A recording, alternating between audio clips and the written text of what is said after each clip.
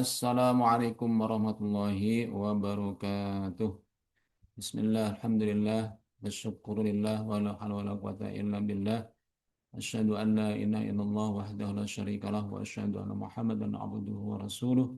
Alladzi la nabiyya wa la rasula ba'dahu. Allahumma shalli ala sayyidina Muhammadin ibni Abdullah wa ala alihi wa sahbihi wa man walah wa la hawla wa la quwata illa billah. Amma ba'd. Bapak sekalian, yang kami hormati, izinkanlah pada kesempatan kali ini saya akan menyampaikan seobjektif mungkin sebuah tema, yaitu sejarah basmalah dalam sholat menurut dokumen-dokumen yang ada di Muhammadiyah, dokumen resmi maksud saya. Dan tentu saja video ini saya tujukan khususnya kepada warga Muhammadiyah, dan untuk sebaiknya meskipun bukan warga Muhammadiyah sebaiknya tahu juga konten video ini, karena ini insya Allah bermanfaat, dan saya berusaha memegang kepada dokumen untuk menjelaskan masalah basmalah ini.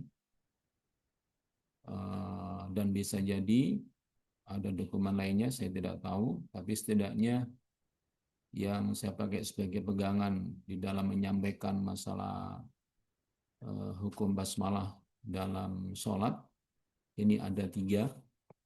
Yang pertama adalah himpunan putusan tarjih jilid 1. Mohon maaf ini terbalik, saya nggak tahu caranya membalik penampilannya. Ini nanti akan saya tampilkan isinya di share screen. Kemudian yang kedua, buku tanya jawab agama jilid 4, yang juga dokumen resmi yang isinya fatwa tarjih Muhammadiyah. Kalau yang ini tadi putusan tarjih Muhammadiyah. Kemudian yang ketiga adalah HPT jilid 3, himpunan putusan tarjih jilid 3. Nanti ini akan menjadi 3. Terus terang saya hanya merujuk pada 3 referensi resmi Muhammadiyah ini. Dan bagi yang mungkin belum tahu, saya adalah salah satu aktivis di Muhammadiyah, yaitu sebagai Ketua Majelis Tarjih dan Tajdid PDM Kota Malang. Nah, apa yang ingin saya sampaikan ini tentu saja bermaksud untuk mencerahkan, menjelaskan seobjektif mungkin tanpa ada pretensi apapun, guna untuk mencerahkan warga Muhammadiyah khususnya dan juga kaum muslimin pada umumnya, minimal agar terjadi kesepahaman dan terhindar dari kesalahpahaman. Itu saya kira pengantar yang perlu saya sampaikan.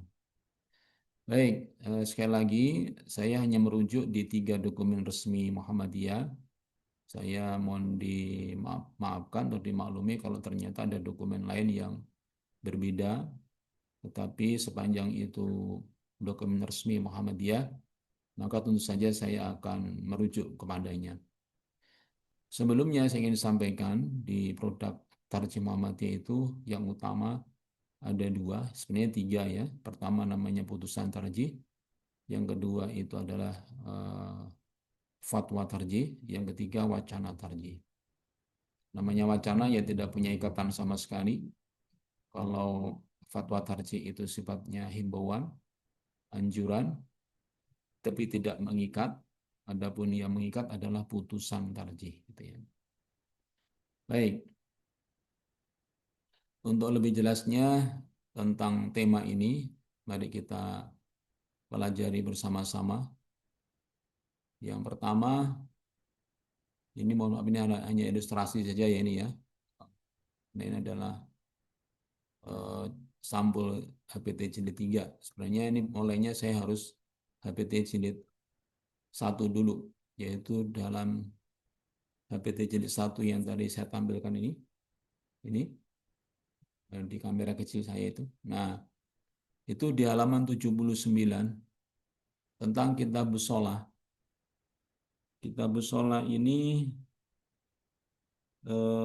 merupakan keputusan Kongres Muhammadiyah yang ke-18 di Solo tahun 29, kurang lebih 97 tahun yang lalu, ya. Tepatnya awal tahun, yaitu kongresnya 30 Januari sampai 5 Februari tahun 1929. Ini kitab tentang sholat, kitab sholat. Dimulainya dibahas di HPT jilid 1 yang warna hijau kayak punya saya ini. Ini terbitan tahun 2017, ya. Ya, punya saya warna hijau ini insya Allah tahun 2017 maksud saya. Itu mulai halaman 75. Ini sampul halaman 75. Itu kalau kita ingin pendalaman tentang bab ini, kita mulai dari langsung saja halaman 79 yang ada kaitannya dengan yang kita bahas. Jadi saya ulang sekali lagi, yang ingin kita bahas ini adalah bagaimanakah tata cara sholat bagi warga Muhammadiyah menurut putusan tarjih, maupun mungkin nanti ada fatwa tarjih tentang basmalahnya, khususnya dalam sholat jahriyah. Sholat jahriyah itu misalnya sholat maghrib, isya, subuh, Jumat, sholat id, ya, sholat taraweh, yang jelas itu dijaharkan, al-fatihahnya dijaharkan, itu sholat jahriyah itu maksudnya yang kami maksud. Nah, pertanyaannya adalah apakah basmalahnya itu dibaca, apakah tidak, itu dulu. Yang kedua, kalau dibaca itu sir, apakah jahr. Jamak di masjid-masjid Muhammadiyah atau yang simpatisannya Muhammadiyah, masjidnya itu, mohon maaf kalau saya salah merekamnya, saya juga tidak mengecek satu persatu, tetapi setidaknya di wilayah, di daerah yang kami tinggal, itu mayoritasnya menerapkan Syria. Di sholat jahriyah itu basmalahnya disirkan gitu maksud saya. Dan mungkin ini sudah menjadi pemahaman umum, semacam merek gitu ya, semacam apa sih bedanya sholatnya Muhammadiyah sama NU, misalnya, mohon maaf ya saya sampaikan, ya kalau NU itu basmalahnya dijaharkan di sholat jahriyah, kalau Muhammadiyah disirkan, itu kan gitu kira-kira ya. Mohon maaf kalau saya keliru menangkap kesan umumnya ini. Nah, pertanyaannya sebenarnya kalau kita kembali kepada dokumen, apakah benar demikian? Nah, mari kita lihat di HPT jilid 1 halaman 79 ini, cetakan tahun 2017 punya saya ini. Kita mulai dari HPT jilid 1 yang sudah menjadi keputusan tarjih, artinya mengikat bagi warga Muhammadiyah. Dan ini secara umum setahu saya setelah munculnya HPT jilid 3 ini tidak diubah atau belum ada perubahan. Artinya ini masih berlaku gitu ya. Nah, kita lihat dari sini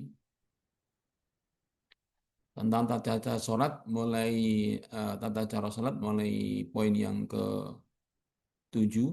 Coba kita lihat redaksinya. Summasta'id qailan a'udzu billahi minasyaitonir rajim. Itu kemudian diterjemahkan di sini adalah lalu berdoa mohon perlindungan, ya, dengan membaca a'udzubillahi minasyaitonirrajim.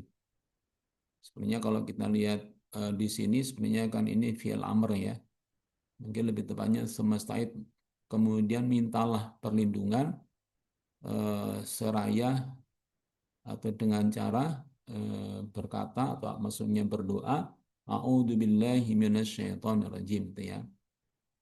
Itu pengantarnya. Setelah itu poin yang ke-8 ini summa qra'il basmalata. Summa qra'il basmalata. Ini saya tekankan pernyataan summa qra'il basmalah atau summa iqra' al basmalata atau summa iqra'il basmalata. kemudian bacalah basmalah.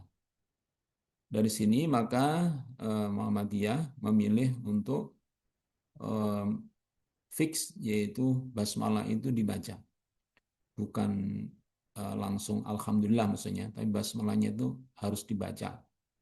Kalau pakai HPT jenis satu ini gitu ya, saya ini kembali ke dokumen dulu, jangan kembali kepada praktek di lapangan ya. Kemudian setelah itu poin yang berikutnya, poin yang ke-9, tsumma qra'il fatihata. Kemudian bacalah Al-Fatihah.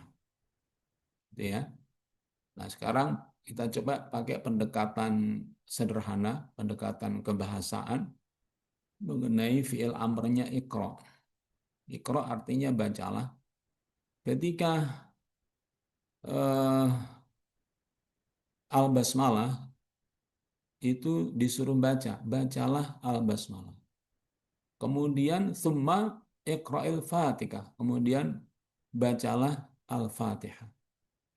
Jadi di sini antara perintah membaca basmalah dengan perintah membaca Al-Fatihah itu enggak ada bedanya. Tidak ada bedanya. Maksudnya adalah setara gitu, setara. Mohon maaf kalau di pemahaman saya ini keliru. Jadi kalau disebut misalnya eh, induknya itu Al-Fatihah misalnya. Jadi kalau ini pendekatan kebahasaan yaitu fi'il amr dan objeknya Iqra al-basmalata, Iqra al-Fatihata. Ini kan nggak ada bedanya. Tuntunannya disamakan gitu ya. Perlakuan terhadap al-basmalah dan perlakuan terhadap al-Fatihah kan disamakan. Tentu saja dari sini dimaksud oleh Tarjih Muhammadiyah, Al-Fatihah itu tanpa basmalah maksudnya gitu ya. Maksudnya jelas begitu.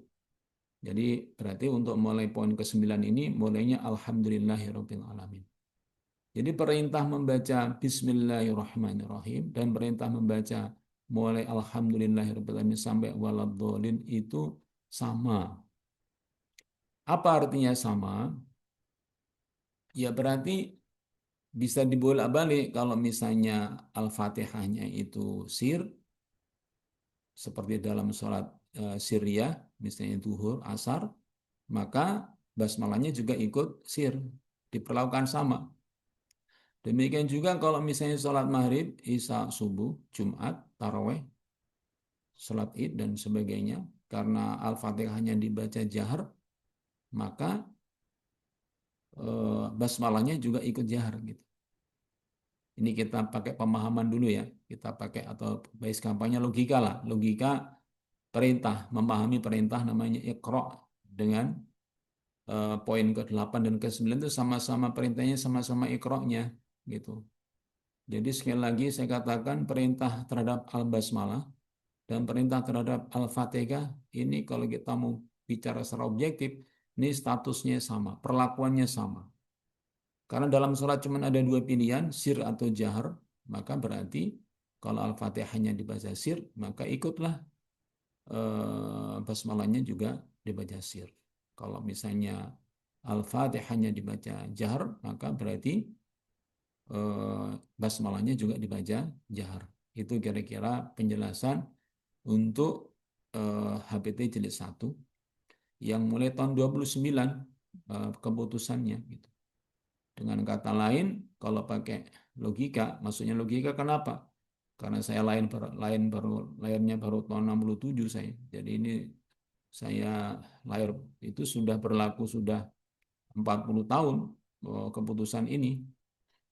Artinya saya pegangannya bukan amalia, tapi pegangannya adalah dokumen. Kalau pakai dokumen ini berarti sejak tahun 29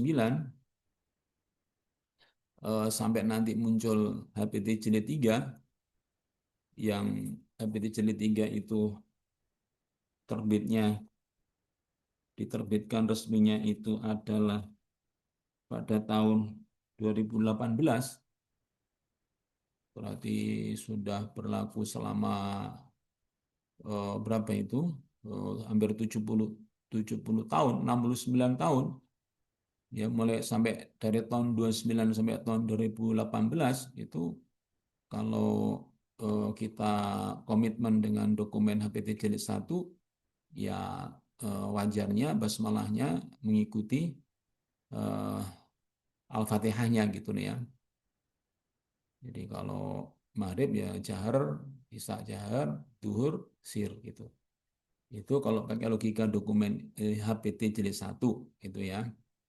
Nah, saya tadi katakan itu pakai logika, logika pendekatan kebahasaan karena perlakuannya sama, yaitu disuruh ikro, sama-sama ikroknya, gitu ya. Itu poin pertama yang perlu saya sampaikan. Dan ini sudah menjadi putusan, putusannya seperti itu. Artinya putusan itu mengikat kepada warga persyarikatan. Nah selanjutnya terbitlah kemudian buku tanya jawab agama jilid 4. Jilid 4 ini terbitnya punya saya ini tahun 2015, tapi mulai ada 2003, ini sudah ada 2003. Ternyata di tahun 2003 itu, terbit itu, ternyata dibahas dalam fatwa, bukan putusan ya, tapi ini fatwa. Sifatnya di bawahnya putusan ini kekuatannya. Nah, ini di halaman, di punya saya di halaman 80 82, mulai halaman 82, silakan yang punya buku tanya jawab agama jilid 4 halaman 82, mulai 82 sampai ditutupnya itu yaitu halaman 89. 89. Nah, itu ada pertanyaan begini. Mohon maaf nggak saya lupa, nggak saya apa potret, nggak saya print. Tapi yang saya print nanti pada ujungnya saja, kesimpulan nanti ya, karena waktunya. Jadi yang itu munculnya pertanyaannya begini. Ada pertanyaan dari warga Muhammadiyah yang bernama NF Ismail yang berasal dari Bangkalan, Jawa Timur. Pertanyaannya begini, di sebuah masjid milik Muhammadiyah, ini sekali lagi ada di ini ya, di TJA, Tanya Jawab Agama Jilid 4, saya dapati beberapa imam sholat Jumat berbeda dalam membaca Al-Fatihah. Ada imam yang membaca Al-Fatihah itu diawali dengan bacaan Bismillahirrahmanirrahim, baik pada rakaat pertama maupun rakaat yang kedua. Ada pula imam yang membacanya hanya pada rakaat pertama saja, basmalahnya maksudnya ya. Sedangkan pada rakaat kedua tidak. Di samping itu ada juga imam yang tidak membacanya baik pada rakaat pertama maupun rakaat kedua, maksudnya bagian sir ya, basmalahnya. Mohon penjelasan dengan dalil-dalilnya. Nah, apa? Jawabannya panjang nih, 1, 2, 3, 4, 5, 6 halaman. Nah, nanti silakan di murojaah sendiri di 5 halaman itu. Nah, saya kutip sekarang di halaman terakhirnya yang merupakan kesimpulan. Ini silakan lihat di layar lagi. Nah, ini sebagai kesimpulan, maksudnya dari pertanyaan tersebut, kesimpulannya begini dari Fatwa Tarjih. Ini tahun 2000, ya kira-kira 2000, ya paling lambat 2018 lah ya. Karena ini mulai terbitnya 2003 dan dicetak ulang tahun 2018 gitu ya. Nah, jadi begini jawabannya dari tim Fatwa Tarjih. Sebagai kesimpulan, dapatlah dikemukakan di sini bahwa satu, dalam menunaikan sholat dituntunkan oleh Rasulullah SAW dan para sahabatnya untuk membaca Bismillahirrahmanirrahim dalam mengawali bacaan Al-Fatihah. Jadi basmalah itu tuntunannya harus dibaca sebelum baca Al-Fatihah yang dipahami oleh Muhammadiyah mulainya Alhamdulillahirabbil alamin. Poin keduanya, bacaan Bismillahirrahmanirrahim tersebut dapat dilakukan dengan suara nyaring atau dengan secara sir, yaitu tidak nyaring. Bukan nggak dibaca ya, tapi dibacanya nggak nyaring atau sir. Jadi bisa dua-duanya.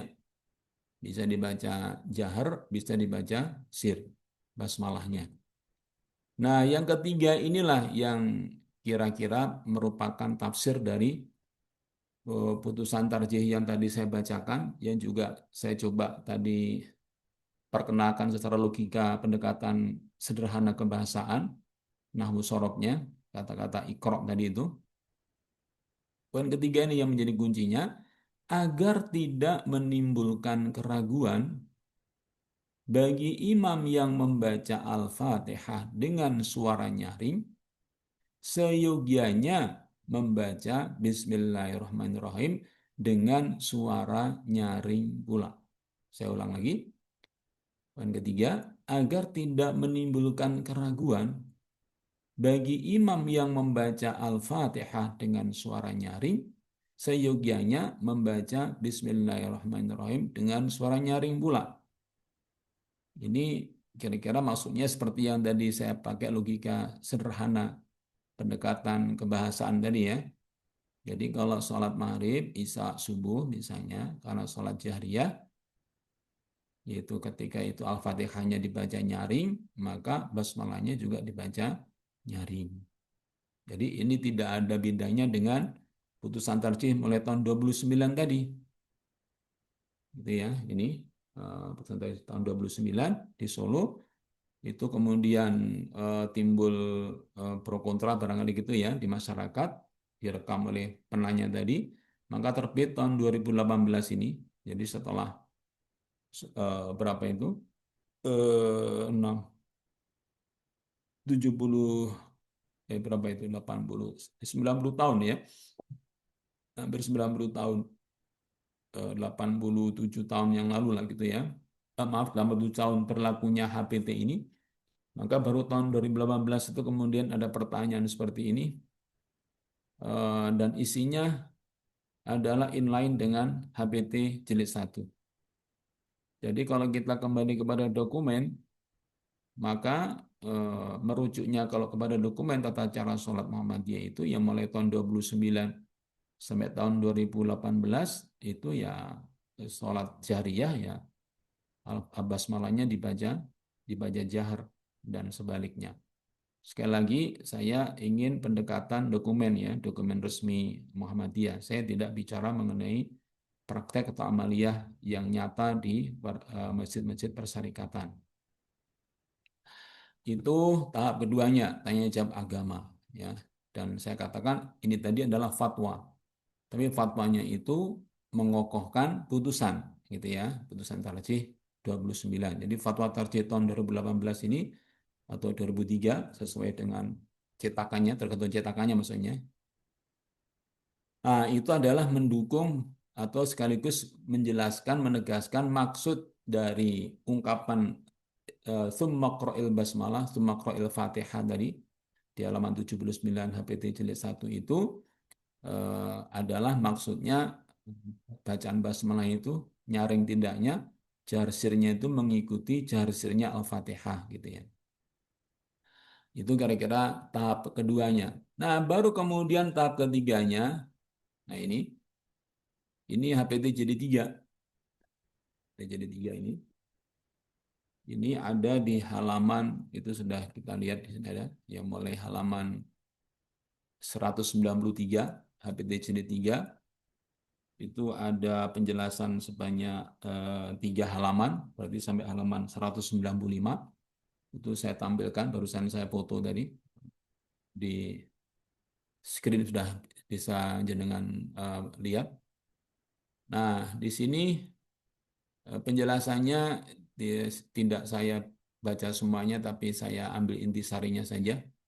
Yang pertama, pengukuhan putusan tarjih yang ada di HPT, bahwa sebelum membaca Al-Fatihah dalam setiap rakaat sholat itu dibaca basmalah. Jadi basmalahnya itu dibaca, gitu ya, dibaca, bukan bukan langsung alhamdulillah gitu ya maksudnya, tapi dibaca bismillahnya dibaca. Itu poin pertamanya. Ini dasar hukumnya adalah sebuah hadis dari sahabat Abu Hurairah melalui Nuaim Al-Mujmir. Ini ada dalam Sunan An-Nasa'i, Sahih Ibnu Huzaimah, Ibnu Hibban, Al-Baihaqi, Ad-Daruqutni, At-Tahawi, Ibnu Abdul Bar, dan Al-Khatib Al-Baghdadi, hadis ini. Yaitu bahwa eh, Nu'aim al-Mujibri itu mengatakan saya pernah sholat itu wara'a Abi Hurairah. Aku pernah sholat di belakangnya Abu Hurairah. Wa qara'a bismillahirrahmanirrahim. Tsumma qara'a bi ummil Qur'an. Ya, dia membaca bismillahirrahmanirrahim kemudian membaca ummul Qur'an. Jadi di sini sama fa qara'a dan qara'a. Jadi statusnya sama antara bismillahirrahmanirrahim dengan Al-Fatihahnya. Gitu ya. Ini menjelaskan dua-duanya, menjelaskan bahwa basmalah itu dibaca, bukan dilompati. Dan kemudian di hadis pertama ini sekaligus menjadi dalil apa menguatkan dari HPT jilid 1 tadi, yaitu ngikuti basmalahnya itu ngikuti jahar sirnya Al-Fatihahnya. Nah, poin keduanya di sini, nah ini perbedaannya. Jadi ini eh, kalau HPT jilid 1 itu mengikuti sholatnya, yaitu sholat jahar apakah sholat sir sampai dengan terbitnya. Oh ya, saya lupa. Ini eh, putusan ini tahun 2018. Tetapi kalau eh, ya 2018 ya, ini HPT ini terbit 2018 ya. Walaupun kita nggak tahu sidangnya pas basmalah ini tahun berapa, tapi terbit resminya menjadi putusan 2018. Atau dengan kata lain, ya tadi bisa dikatakan apa tidak lama dari ini, tidak lama dari pertanyaan tadi mengenai yang benar gimana jadinya basmalahnya tadi ya, TCA, tanya jawab agama jilid 4 ini. Nah, poin keduanya itu diubah. Jadi putusannya berubah menjadi bacaan Fatihah itu boleh dijaharkan, boleh disirkan.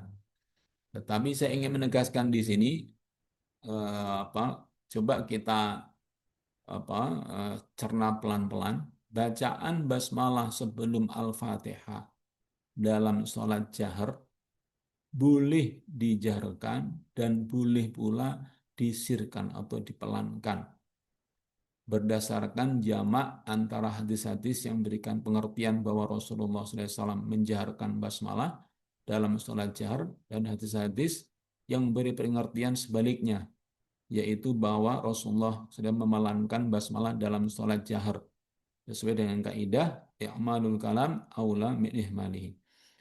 Jadi ini perubahannya.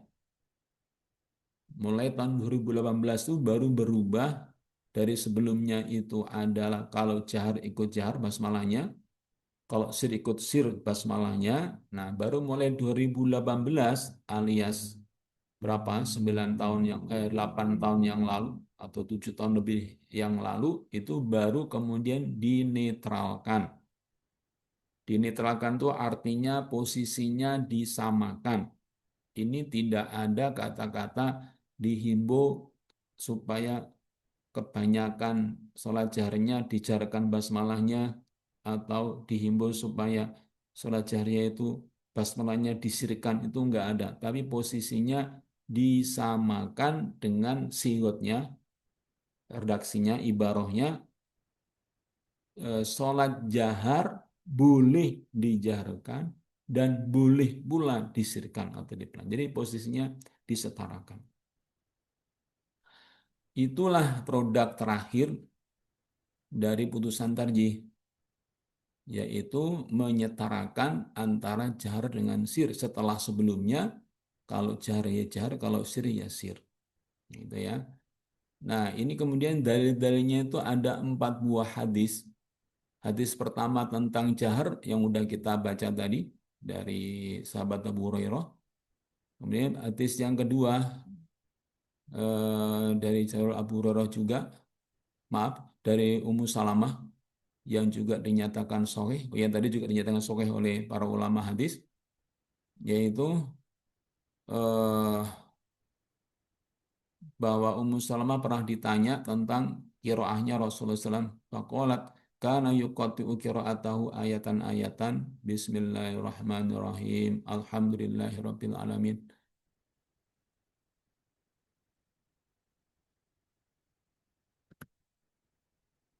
Nah, gitu. Nah, kemudian ini menjadi penguat bahwa jahar itu memiliki pijakan yang sahih, ya, dan seterusnya. Ini karena waktunya ya. Kemudian yang sebentar ini ada masalah. Astagfirullahaladzim. Kok lepas? Sebentar.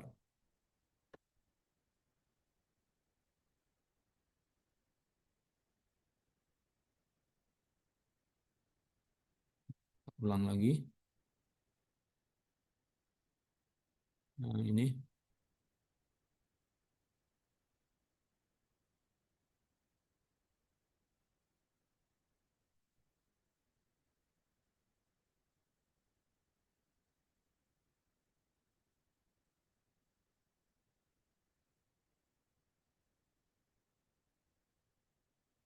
Ya. Nah, jadi yang kedua tadi dari Ummu Salamah radhiyallahu taala anha. Nah, sekarang yang hadis yang menyebutkan bahwa Nabi tidak membaca basmalah pada saat memulai sholat, juga memiliki banyak jalur. Di antaranya dua buah hadis juga yang dibawakan dalam HPT jilid 3 ini, yaitu dari Ibunda Aisyah, ya, ini juga dinyatakan sahih. Kemudian ini ada di dalam Sahih Muslim, Musnad Imam Ahmad, dan juga yang lainnya. Dan yang ketiga atau yang keempat, maaf, hadis dari sahabat Anas yang juga dinyatakan sahih oleh para ulama hadis. Nah, maka kalau kita lihat di dalam eh, pernyataan halaman keduanya tadi, yaitu ini poin 2, maaf, poin 2 ini, bahwa bacaan basmalah itu boleh dijarkan, boleh disirkan ini.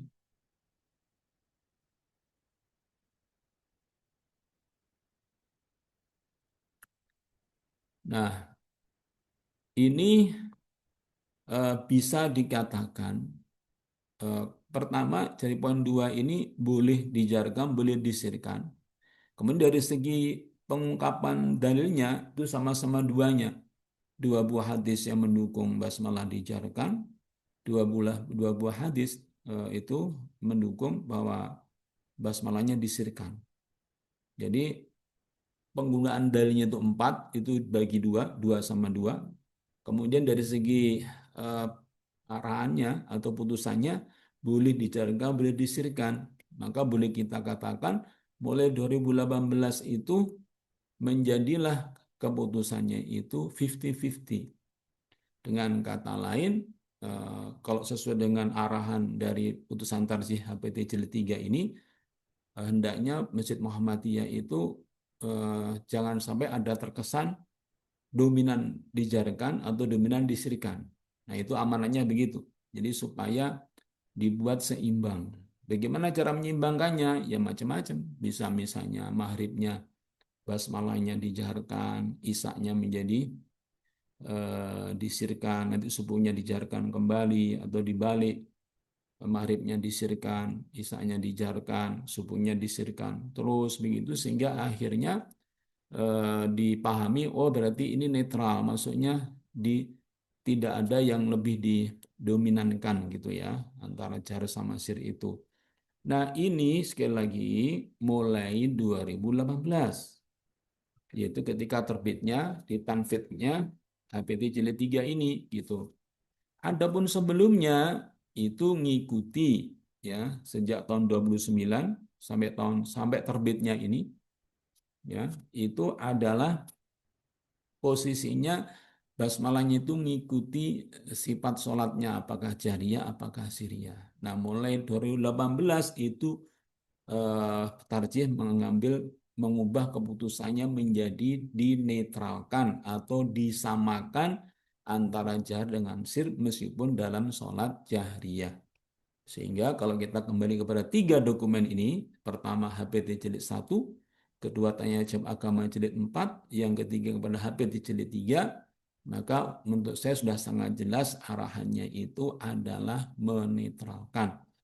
Bukan kemudian masih condong kepada basmalahnya dijarkan terus atau basmalahnya disirikan terus atau dominan dijarkan atau dominan disirikan. Ini berarti sebelum sesuai dengan arahan pada putusan tarjih HPT jilid 3 ini mulai tahun 2018.